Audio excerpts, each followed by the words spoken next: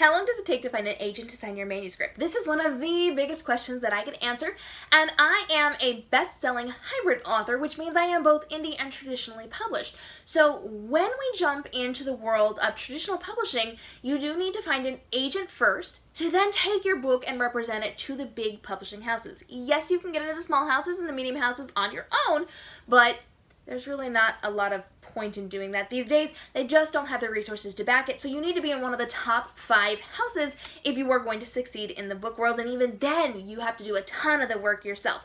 So you do need to find yourself an agent if you want to go traditionally published, and you're going to have to do some querying. So you got to make sure you are sending out your query letters, you are studying the industry, and you're studying the people that you're submitting your queries to, and then you're going to have to do a lot of work to get yourself that book contract. So how long does it actually take?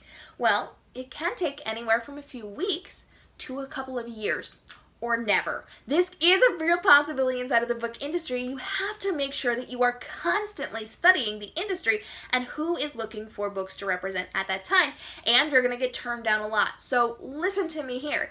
This is a journey. It's a marathon, it's not a sprint. When it comes to finding an agent, there are a couple of people who will be really, really lucky, and they'll get it within a couple of days or a couple of weeks of sending out their first queries, or if they're doing a pitching contest, they might get representation a little bit earlier as well, because they're being asked for that manuscript, and it might be looked at a little bit faster than if it goes into the slush pile. So let's take a step back and let's talk about the querying process.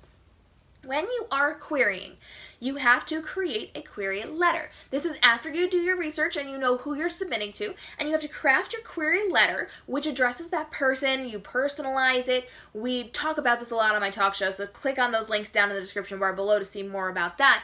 But you're going to then take your query letter and you're going to email that person.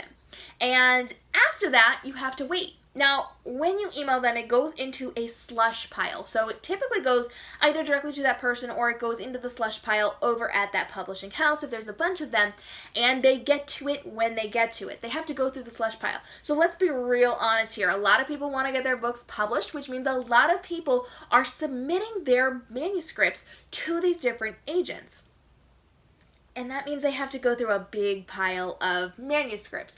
Now, when it comes to queries, the first thing that they read is the email that you send them. So we know we send the query email, and then we send, usually it's around the first 3 to 5 chapters, depending on what that agent wants. And they have to read your query letter. If that gets their attention, then they're going to read the first couple of chapters and the synopsis that you send them. So at this point, let's just say we get 1 per day. That means that they are reading a query letter and several chapters, which will probably take an hour or 2 for them to go through and to see if they like it and to really kind of lean into it and see if it's going to be a good fit for them. Then at that point, they have to request the full manuscript and read the entire story. So let's just say they're getting 1 per day. That's 365 manuscripts per year.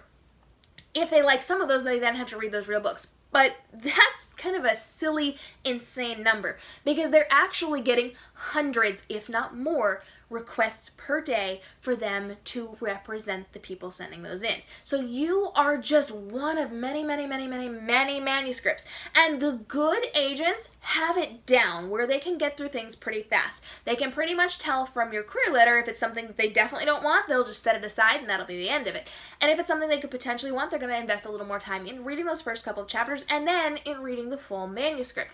So they do have to spend a lot of time doing this, but the good ones will get it down to where you're going to hear back from them within a couple of weeks. It does take them that long to get through their slush pile because they're getting hundreds of requests per day. So obviously it's going to take them a little bit to get to you. So you just have to be patient. You have to wait for that. Now, some of them have taken a year, 2 years. I've heard so many stories of people who have already had their book published, and then a year later they hear from somebody that they queried. Those are not people you want to work with anyway. That is not a good situation. But let's think a little bit further on this one, because not only are these agents reading queries and reading manuscripts and reading full manuscripts, but these people are also representing the people that they sign.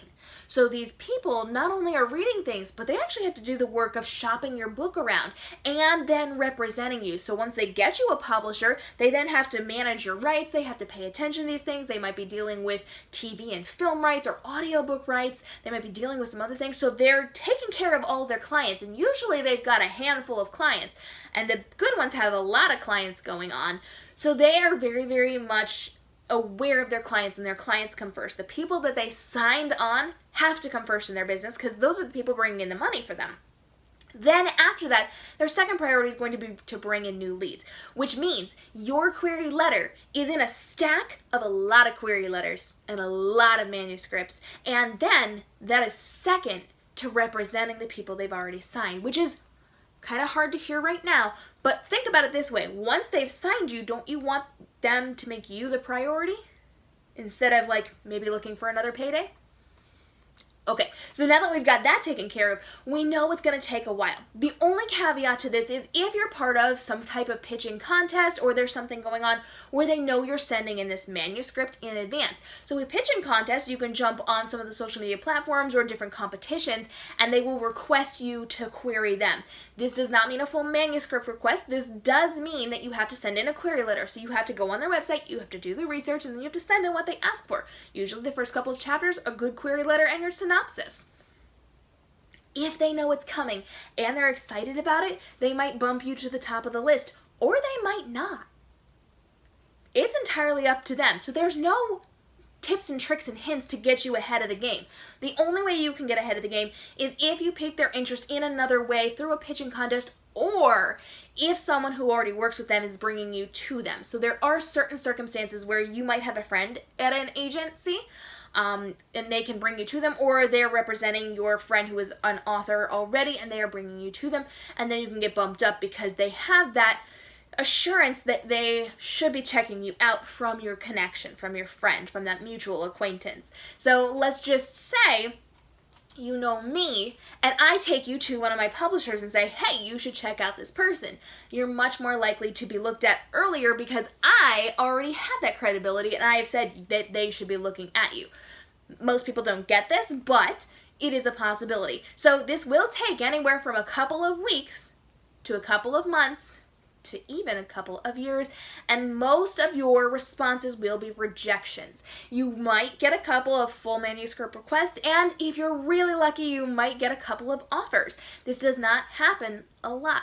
So don't jump on your first offer. We've talked about red flags for this one, and we're going to talk about red flags for this again. Again, down in the description bar, I've got lots and lots of videos for you, and we're answering your questions, but we're going to continue to talk about your traditional publishing journey or your indie publishing journey. And we've had a lot of questions come in through TikTok, Facebook, Instagram, and through my email. So hit me up with your question. No question is too big or too small.